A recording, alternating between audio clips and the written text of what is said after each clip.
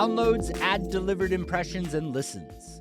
Every advertising channel has slight differences in the terms they use to define their core metrics.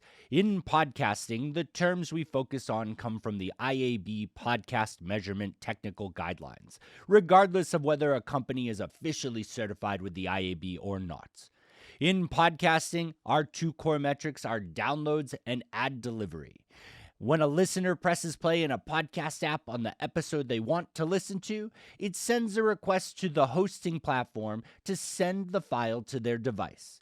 That action counts as a download once the hosting platform confirms that they've sent at least 60 seconds of audio down to the listener's device.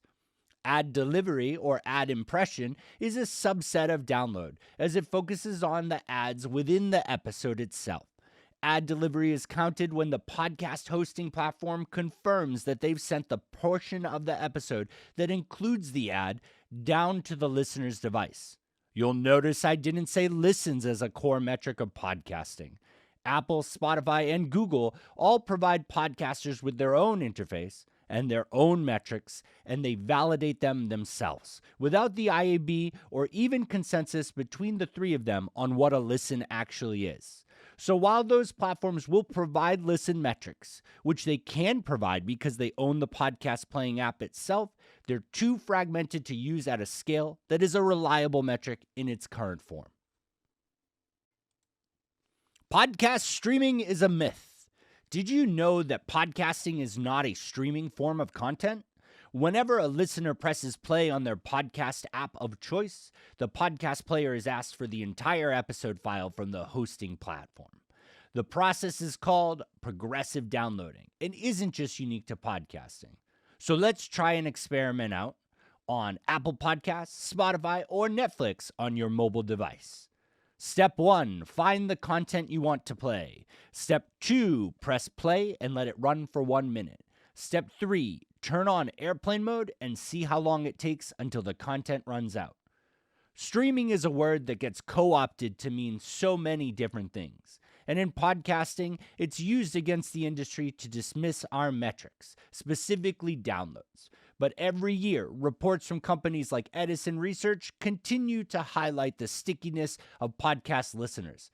Couple that information with the fact that around 85% of podcast downloads reported come from a listener pressing play on that specific episode that they want to listen to, and it's pretty easy to correct those new to this space on that misconception. Dynamic ad insertion does not exclude host-read ads. Did you know that host-read ads can be delivered by dynamic ad insertion? It's a common misconception that the only way host-read ads can be purchased is for them to be baked directly into the show. But that's not the case. The first thing we need to understand is who is reading the ad. If it's the host of the show, then we call it a host-read ad. If it's someone related to the show but not the primary voice, that's a producer-read ad. If it's someone not associated with the show at all, that's an announcer-read ad. Then we need to understand how the ad is delivered. Baked in just refers to the ad being stitched into the audio file when the editor sends it off to be uploaded into the podcast hosting platform. No part of that process dictates who read the ad or if they even read the ad at the same time they were recording the episode. It's just as likely that a host did a bunch of ad reads the day after they recorded the core content of the show as it is that they recorded the ad in the middle of the show.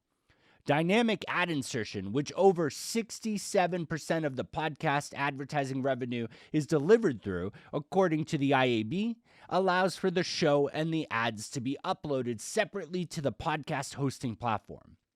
That way, when a listener presses play on their app, the right ad can be inserted into the right episode or multiple episodes, along with providing actual targeting, better analytics, and campaign management features like pacing. A host-read, dynamically inserted ad can be set to 100% share of voice for a podcast episode, fully mimicking a baked-in ad experience. Dynamic ad insertion doesn't mean programmatic, though it does enable it, and it doesn't have to be producer or announcer-read. The big focus? It enables a company to not have to ask their audio editor to constantly re-edit the episode with a new ad. Podcast attribution exists and leads the charge for digital advertising. It's easy to dismiss what podcast advertising technology can accomplish if you're coming from other fields of advertising. But did you know that so many of those advertising fields are now adapting to the methodologies we've been using for the last 5 years in the podcast industry?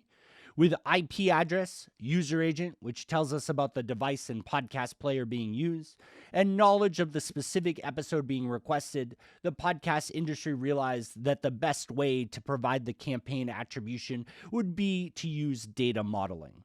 This process requires taking the data we do have, augmenting what we can against well-known data sources like Nielsen, Epsilon, Experian, and Claritas, and using it to provide a better understanding of who heard the ad and who converted. All of that data is then compared against a control group, with each company in the podcast ad tech space having different methodologies for how they make theirs, in an attempt to compare how the campaign performed against a baseline of listeners of the podcast or visitors to the site. The goal being to show the campaign provided a measurable lift, increase in conversions over that control group.